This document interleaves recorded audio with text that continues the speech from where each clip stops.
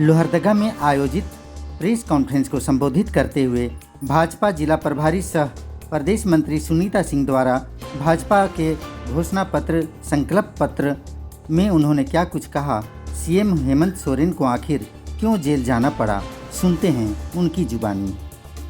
और हम आपके माध्यम से झारखंड की जनता को ये बताना चाहते हैं कि हमारी पार्टी पिछले 10 वर्षों में जो मोदी की गारंटी के नाम से हम लोगों ने योजना को चलाया, जिनको धरातल पर लागू किया, वो किसान के क्षेत्र में, युवाओं के क्षेत्र में, महिलाओं के क्षेत्र में, गरीबों के क्षेत्र में, उन योजनाओं को अगला 5 वर्ष में और भी मजबूती प्रदान की जाएगी और देश के किसानों को और भी सशक्त किया जाएगा।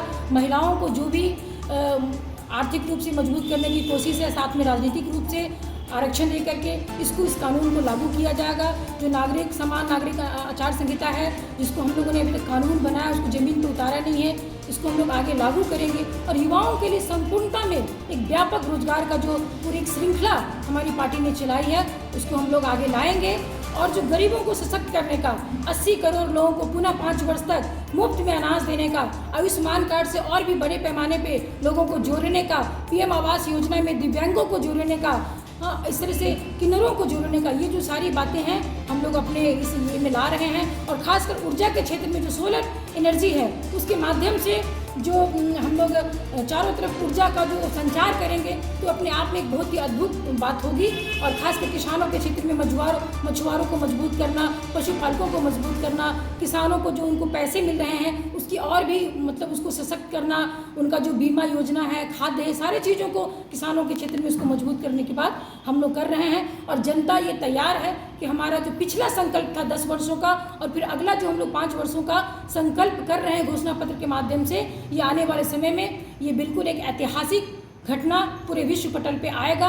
और एक जनता को कोई शासन कैसे मजबूत कर सकता है, ये हम लोग विश्व पटल पे मोदी जी की सरकार दिखाएगी कि देखिए जनता की सरकार ऐसी होती है, लोकतंत्र ऐसे होता है। लोकतंत्र में भ्रष्टाचार करके लोकतंत्र कभी मजबूत नहीं होता है। लोकतंत्र में हम भ्रष्टाचार को खत्म कर रहे हैं और दूसरी तरफ व्यापकता में लोकतंत्र को मजबूत कर रहे हैं। तो ये हमारा घोषणा पत्र में लाया जा रहा है।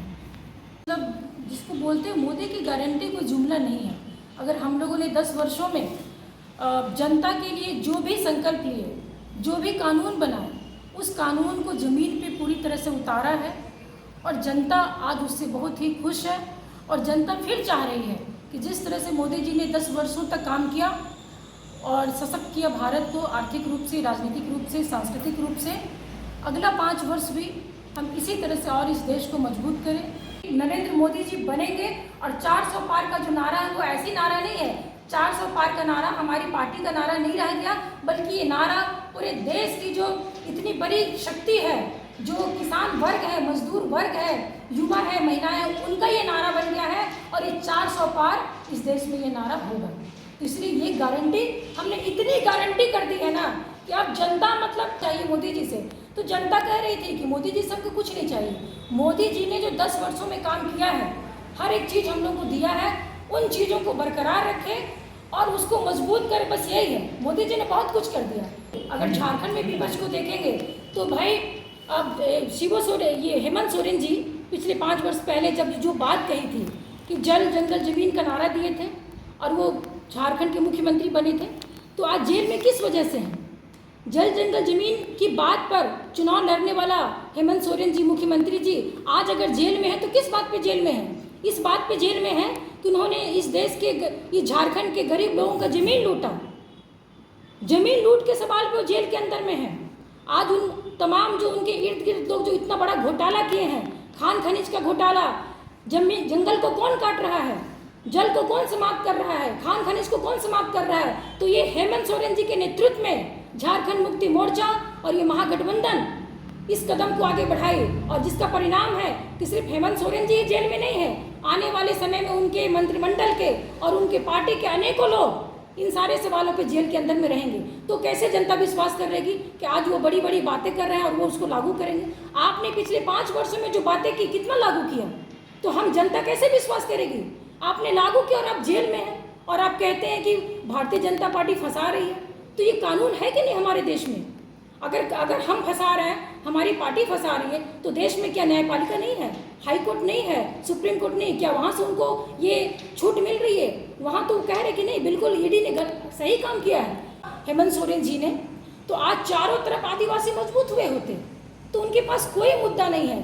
आदिवासी को पूरे विश्व के पटल पे, विश्व के मानचित्र में लाने वाला कोई व्यक्ति है तो हमारे देश के प्रधानमंत्री नरेंद्र मोदी जी हैं। आप जानते हैं कि 15 नवंबर को बिरसा मुंडा की जयंती पर पूरे हम लोगों ने, पार्टी ने घोषणा किया कि हम उनके जन्म दिवस के अवसर पर गौरव जनजाति दिवस मनाएंगे, और हम मनाना शुरू कर दिए हैं।